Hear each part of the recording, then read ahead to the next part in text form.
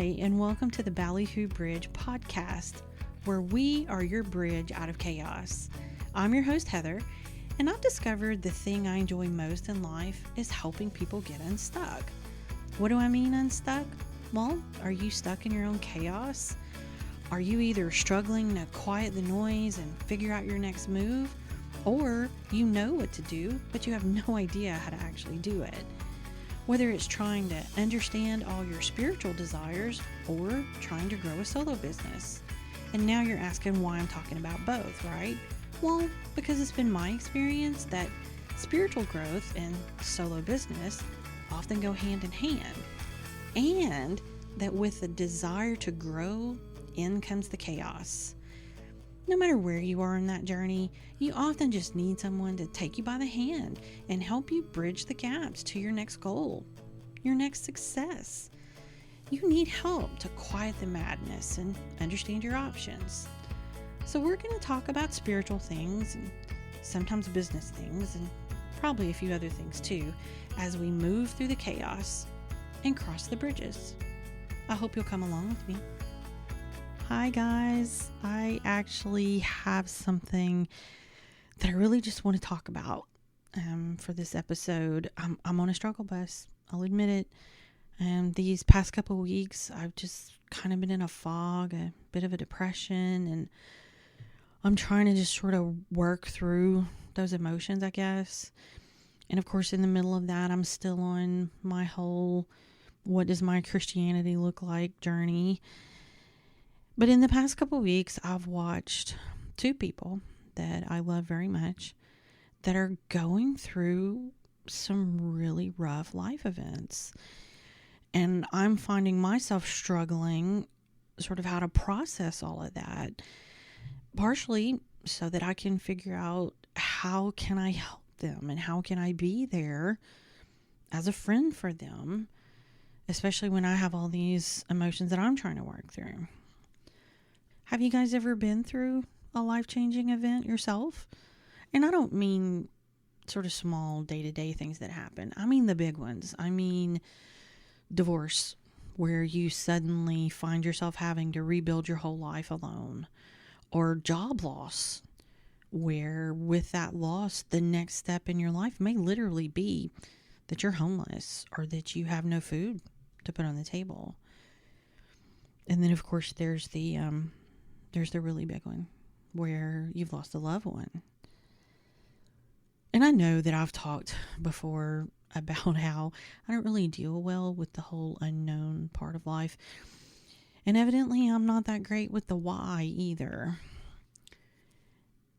So as I started listening to these events that my friends were going through, I found myself sort of drawn right back to all the times that something like this has happened in my life. And the thing that was interesting was I was noticing, the feelings that come up when you lose a job or when you actually lose someone in your life are actually very similar. And then I thought, well, that's weird. These are not the same things. But the emotions that they brought up, they really were. So then I thought, well, maybe that's not that weird because, loss is a loss, right? Especially if it's a life-changing loss. Really, am I wrong? Think about it. If you've had a loss like this in your life and you look back at it, when someone looked at you and said, "Can we talk?" What happened? That knot formed in the pit of your stomach, and you knew. Every instinct you've ever had kicked in and you knew that it was going to be bad. You're suddenly nauseous and sweaty and you have to sort of force your legs to actually move. So then you hear those words, those awful words, and it's almost a surreal experience. You feel like this isn't really happening to me. I must be watching this happen to someone else. There's no way that they're really talking to me, but they are. And you may even find yourself crying, being able to be emotional. I apparently cry when I'm sad and angry. I hate that I cry when I'm angry. That's a different conversation. My point is, you find yourself in this sort of fog. And one thing I noticed was that suddenly my routine was just gone. I normally would have walked out of that office and gone back to work, but now I've just lost my job. So now what am I supposed to do? I had days where after I lost, specifically my parents, I would go home and I would get ready to go back to the hospital the next day, but now that wasn't going to happen. So what am I supposed to do next? And sometimes people will come and they'll tell you what you need to do. And often you go, yeah, that is what I was supposed to do. I knew that. Why didn't I think of that? And then, of course, you have the people asking you, is there anything I can do for you? What can I do to help you? And you hear yourself answering, there's really nothing I can think of. Because I don't know that you are really thinking at that point. You're pretty lost. And you've kind of lost the ability to figure out what it is that you need, because your whole life is now different. And you don't know when you'll ever recognize it again, if ever. Of course, then the events of that day start playing on a loop in your head. And at some point you reach a moment where you can't breathe. It's usually that point, that moment, that event. And you feel like there's an elephant just sitting on your chest. And then suddenly you're crying again. And you're wondering, what could I have done differently? You're willing time to reverse so that you can do that thing, so that you can make a different choice and then therefore have a different outcome. Sometimes you'll barter for any outcome other than the one you got. It's in those moments, for a job loss in particular, no matter how much work you've done, no matter how much you've fought your demons and done the inner work, there's one narcissistic asshole that can bring back every trauma trigger you've ever had in your life and leave you a blubbering mess. And then there's the loss of the loved one. How many of you immediately blamed yourself? No matter what the circumstance was. For my mom and dad, I beat myself up for months, wondering all the things. Could I have gotten them better treatment?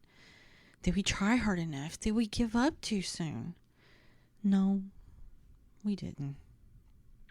But you're in your head and you're watching that loop and you're blaming yourself for every little mistake, whether it was real or imagined. And now it's magnified. And you're thinking, if I could just go back, I could make it better. I could not fail.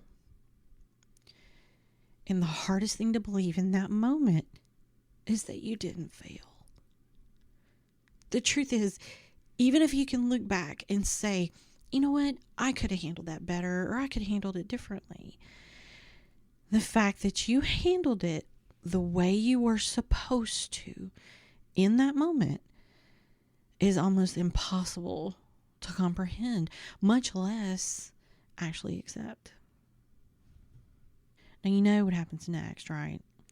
That's when the reasoning starts. That's when we're figuring out the why, because people don't understand why these horrible things happen.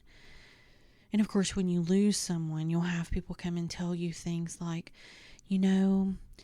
they've probably just fulfilled their purpose here on earth, and now they've gone home, and of course they're saving a place for all of us, and we're going to see them again one day. And I know they're trying to make me feel better, and I get it, and I appreciate it. My first thought was usually, how in the world can you think that their purpose was greater than my need for them? How? I swear there were points where people said it so many times that I just wanted to punch them in the face. Really? But then, y'all, I actually said it to somebody else the other day. I was horrified with myself. All I could think was, what the fuck is wrong with you? And the truth was, I was just trying to think of something to bring them some comfort and some peace. And then, of course, when you lose your dream job, you get the whole, oh, but that's just opening up a new path for you. That's going to bring you a better opportunity. It's leading you to the place that you're actually meant to be. Seriously, I'm jobless and a rent check away from being homeless. Fuck you. The truth is, I just wanted to stop the reasoning and people using all these cliched, canned responses to tell me the why that this has happened. I want to really know why. I don't want your hokey spiritual bullshit. I want cold, hard facts, people. I want you to explain this hole in my heart. Because if I can figure out the real why, then maybe I can figure out how to fix it. And I can go back to my routine and my happiness. The truth is, when people would say things like that to me years ago, I believed it, at least to some degree. I believed it because that's what the church people said, and I was embedded in the church. I was a church person. You know, it gave me peace in a time of ridiculous craziness. That's what my religion told me to believe. It's based in biblical teachings, right? The church believed it. God told us this. But did I really believe it? Or did it just make me feel better? The truth is, there was a part of me that kind of did. And I really wanted to, but I couldn't deny even then that it felt a little empty. And like I said, sort of just the cliched, canned thing you're supposed to tell people. And what's really funny is I'm in a time where my religion, at least, is very uncertain. But this is a time that I actually believe it more. Now that I've kind of started letting go of some of that conditioning from my past and truly allowing my mind to open up, I see examples where I really do believe all of those things. I'm being shown examples, by God in the universe all the time. But as these memories are coming up for me, I'm still finding myself struggling. I'm searching for words that I can share with my friends, family, to try to help them, to give them some comfort, to give them some peace. I really don't know what to say or how to kind of reconcile all of this. Years ago, before I started down this new spiritual journey, my reaction to these kind of losses was very different, to say the least. My emotions would absolutely run away with me. My anger was front and center, and my fear was right there, holding its hand. Where am I now? Well, for one, I'm learning to be grateful, even when times are bad. I mean, let's be honest, it's easy to give thanks to God when things are going well, but what about when they're shitty? Even then, you need to find your gratefuls and pray about them all day, morning, night, whenever it works for you. That actually truly changed my outlook about a lot of things. And I'm learning to let go, like we talked about that last time. I'm learning to have true faith. Now, does that mean that I don't have moments of holy shitballs, fear, and anger that allows every trauma trigger in my life to flare? Of course not. But does it mean I can process all of this a little better and work my way through it maybe a little easier? Yeah. The reality is, no matter what the loss is, the emotions that come with it are big, and they tend to stick around. Getting to the lesson part and the what purpose it served can be different for different people in different circumstances. Here's the truth. For my friend with the job situation, the gratefuls and the mindset adjustments may really be helpful for her. And I'm actually truly convinced that this is leading her to a new path, despite it feeling like a reeling fit of despair and doom right now. I truly believe that there's something better on the horizon and that she's being led there. My friend that suffered the loss is a little harder. It's actually a lot harder. It's horrific. It's something you can't really explain. It's something none of us can really wrap our mind around. One of my fears is that I'll never have words that'll really comfort her, that'll really matter. But I'm going to try to be there for her. I'm going to tell her I love her a lot. Offer her a hug. Maybe a tissue. Maybe a box of tissues. Hold her hand. Scream into the night. I mean, whatever it takes, right? And I know this is going to sound crazy, but sometimes you actually need to laugh too. Think about it. Are you and your friends the type that normally cut up and basically act inappropriately? I mean, mine do. Things always seem to lead to something dirty at some point. And then, of course, you act like a 12-year-old and giggle. You may need a little bit of that. Sometimes just having a normal conversation may be exactly what you need. It can bring you back to a place that feels familiar for a minute.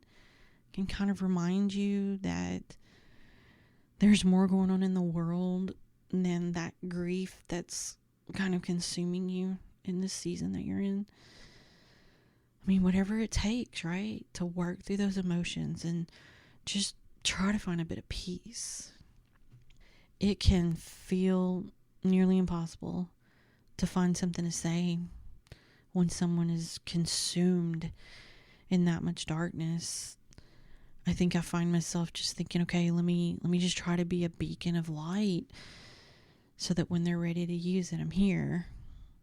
And we all do things that we can think of to do because, admit it, you feel so helpless. So you join in on a meal train for the family. You try to help cover some of those unexpected costs. Like I said, you do the things you can think of because that's really all you have a lot of times. But I want you to think about the fact that that's at the time of the event. That's during the loss, which of course is important and absolutely needed.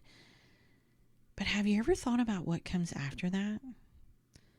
After that is the transition. That's when all the casseroles have been eaten. People aren't really coming to visit anymore.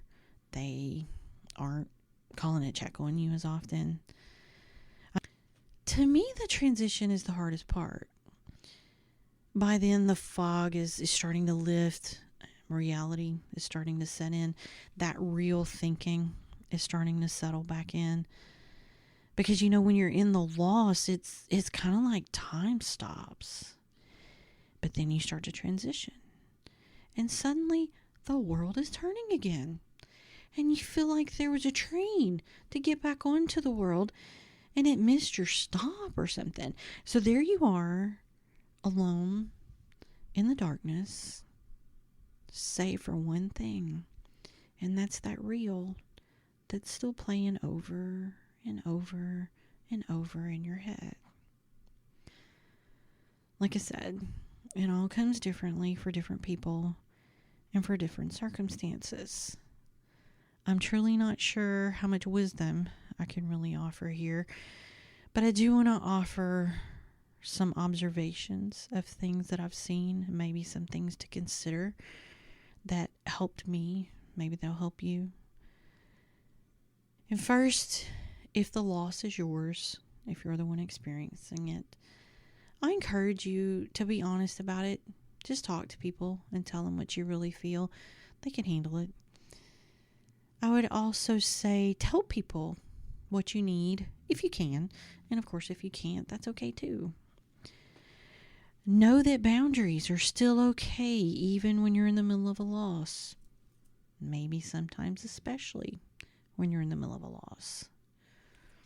Also know that even if you've experienced loss before and it feels familiar, they're generally all different and they come with their own set of challenges. So give yourself time. Also know that the offers for help are genuine. Take people up on it if you need it. After a while, your friends sort of move on and they don't mean to forget, but the event it's no longer front and center, and that darn routine comes calling again. They just kind of lose track.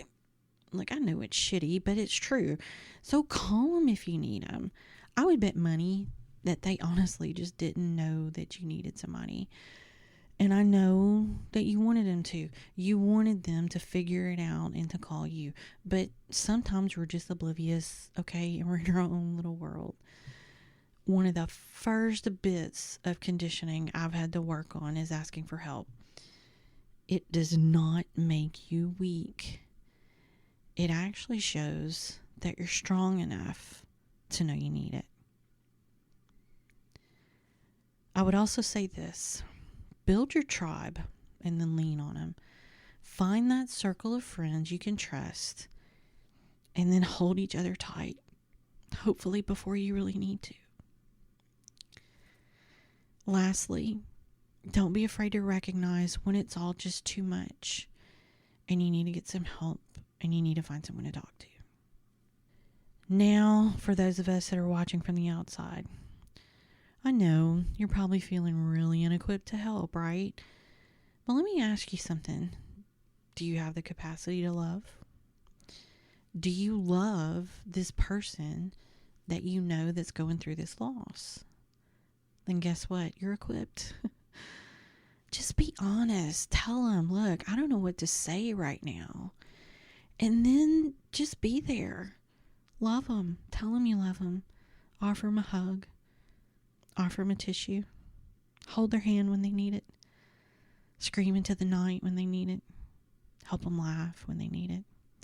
I promise. You'll figure it out as it comes. Then I want you to make a note to check back in. Your life's going on. Your routine is intact. I would bet money that your friend may just need you to be part of the new routine they're trying to build. You held them tight before, right? There's no need to let go now. The truth is, when I let go of all the traditions and things I learned throughout my life as what I should do and got honest about it and relied on real faith, it helped me start to see that what I was really supposed to do was be a real friend instead of the friend I think I'm supposed to be. To trust my intuition and to just love. Now, don't get me wrong. I am a true Southerner and I will find a way to bring you food because food is the thing that comforts everything, right?